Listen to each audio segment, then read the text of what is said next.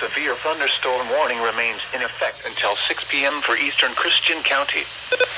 At 5:35 p.m., severe thunderstorms were located along a line extending from 7 miles southeast of Crofton to Fort Campbell North, moving east at 35 miles per hour.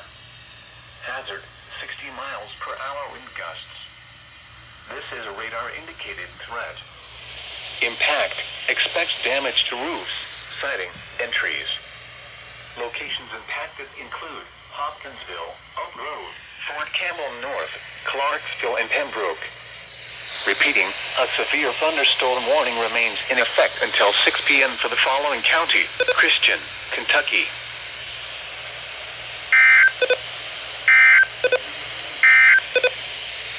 Taking a look at your 7